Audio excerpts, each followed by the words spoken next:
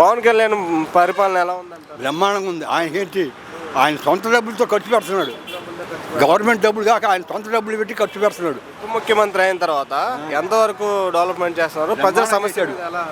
ఉప ముఖ్యమంత్రి అయిన తర్వాత దేశంలో ఎవరు చేయనంత ఇది చేశాడు. ఆయన రోడ్లు వేసాడు, తాగట నీళ్లు పెట్టాడు, పిల్లలకి భోజనాలకి అన్న క్యాంటీన్లు పెట్టాడు, బ్రహ్మాండంగా పెట్టాడు.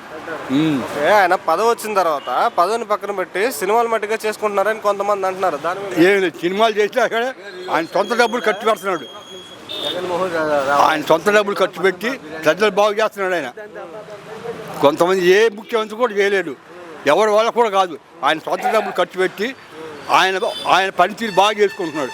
పేదలకు కానీ ఎవరికైనా సరే బ్రహ్మాండంగా చేస్తున్నాడు. ఆయన తిట్టే వాళ్ళకి పర్సనల్గా తిడుతున్నారు. వాళ్ళ మీద మీ అభిప్రాయం ఏంటి? ఆయన తిట్టేవాడు చస్తాడు, ఇక పురుగులు అయిపోతాడు. ఒక్క మాటలో తిట్టేవాళ్ళు పురుగులు. బాబాయ్ ఒక్క మాటలో పవన్ కళ్యాణ్ గురించి చెప్పాలి.